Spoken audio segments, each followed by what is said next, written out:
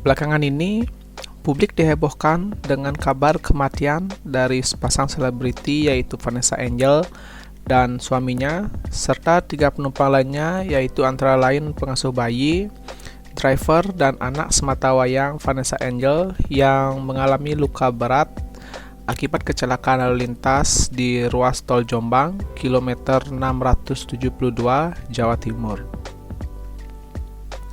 Dugaan sementara, kecelakaan terjadi lantaran driver yang mengemudikan kendaraan yang ditumpangi Vanessa itu mengantuk sehingga kurang konsentrasi yang menyebabkan kendaraan mendadak menabrak beton pembatas kiri ruas tol yang kemudian menyebabkan kendaraan terpelanting. Selain itu, di media sosial banyak beredar berita bahwa driver Vanessa Angel tersebut sempat mengunggah sebuah instastory ke akun Instagram miliknya, yang dimana pada saat itu kondisinya sedang berkendara. Meskipun hal tersebut belum terkonfirmasi secara resmi, namun apabila hal tersebut memang benar adanya, mari kita analisa berdasarkan perspektif hukum terkait kecelakaan yang dialami oleh Vanessa Angel dan rombongannya tersebut. Baik, apabila dilihat dari delik hukum pidana, seandainya memang benar driver Vanessa Angel itu tadi mengantuk dan sempat mengunggah instastory ke akun Instagram pribadinya sehingga menjadi lalai dan akibat kealpaannya mengakibatkan suatu tindak pidana yang dalam hal ini adalah menghilangkan nyawa dan mengakibatkan luka berat pada seorang.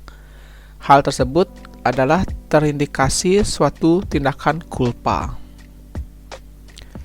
yang dimana berdasarkan Kitab Undang-Undang Hukum Pidana dapat dikenakan sanksi pidana sesuai bunyi pasal 359 KUHP, yaitu yang berbunyi barang siapa karena kesalahannya atau kealpaannya menyebabkan orang lain mati, diancam dengan pidana penjara paling lama 5 tahun atau pidana kurungan paling lama 1 tahun.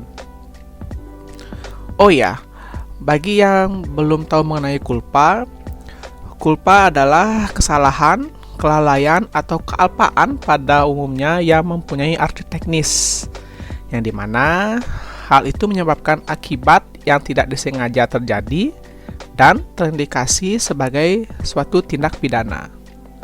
Atau lebih simpelnya lagi, culpa itu adalah suatu tindak pidana yang tidak disengaja.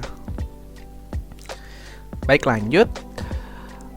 Oleh karena kasus yang menimpa Vanessa Angel ini ada pada ruang lingkup lalu lintas dan angkutan jalan, maka sesuai asas preferensi yang dikenal dalam hukum, yaitu asas lex specialis derogat legi generalis, yang berarti peraturan perundang-undangan yang lebih khusus menyampaikan peraturan yang lebih umum.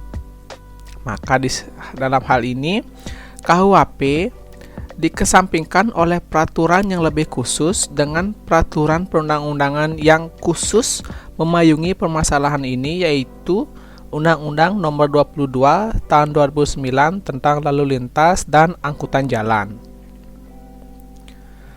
Menurut Undang-Undang Lalu Lintas dan Angkutan Jalan, terkait kelalaian yang dilakukan oleh driver Vanessa Angel ini terindikasi telah melanggar pasal 106 ayat 1 Undang-Undang Lalu Lintas dan Angkutan Jalan yang berbunyi, setiap orang yang mengemudikan kendaraan bermotor di jalan wajib mengemudikan kendaraannya dengan wajar dan penuh konsentrasi. Dikatakan melanggar pasal tersebut karena pengertian penuh konsentrasi pada undang-undang ini berarti setiap orang yang mengemudikan kendaraan bermotor dengan penuh perhatian dan tidak terganggu perhatiannya, entah itu karena sakit, lelah, mengantuk, menggunakan telepon, atau menonton televisi atau video yang terpasang di kendaraan, atau meminum minuman yang mengandung alkohol atau obat-obatan, sehingga mempengaruhi kemampuan dalam mengemudikan kendaraan. Jadi di sini jelas ya, poin yang memberatkan terkait penuh konsentrasi di sini adalah terkait mengantuk dan menggunakan telepon, yang dimana mengakibatkan mengemudikan kendaraannya dengan tidak wajar menurut hukum. Maka dari itu, si driver ini akan dijatuhkan sanksi pidana apabila terbukti melakukan hal-hal yang melanggar ketentuan yang sebagaimana dimaksud pasal 106 ayat 1 tadi, khususnya tindakan mengemudikan kendaraan dengan tidak wajar dan tidak penuh konsentrasi. Dengan pasal yang memberatkan yaitu pasal 283 Undang-Undang Lalu Lintas dan Angkutan Jalan yang berbunyi, setiap orang yang mengemudikan kendaraan bermotor di jalan secara tidak wajar dan melakukan kegiatan lain atau dipengaruhi oleh suatu keadaan yang mengakibatkan gangguan konsentrasi dalam mengemudi di jalan sebagaimana dimaksud dalam pasal 106 ayat 1, dipidana dengan pidana kurungan paling lama 3 bulan atau denda paling banyak Rp750.000.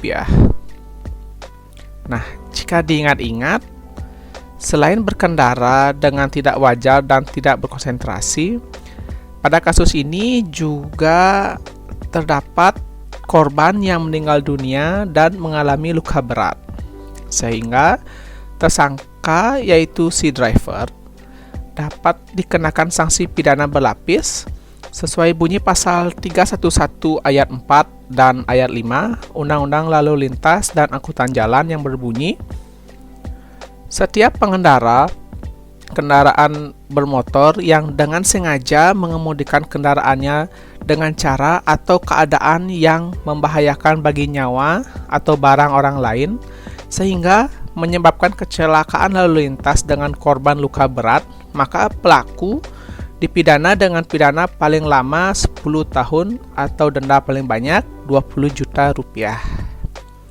Nah, lalu apabila mengakibatkan korban kehilangan nyawa, pelaku dipidana penjara paling lama 12 tahun atau denda paling banyak Rp24 juta. Sahabat sketsa hukum sekalian, perlu diingat, penting dan wajib hukumnya setiap orang yang berkendara mematuhi etika berkendara. Karena apabila dilanggar, hal tersebut tidak hanya dapat merugikan diri sendiri.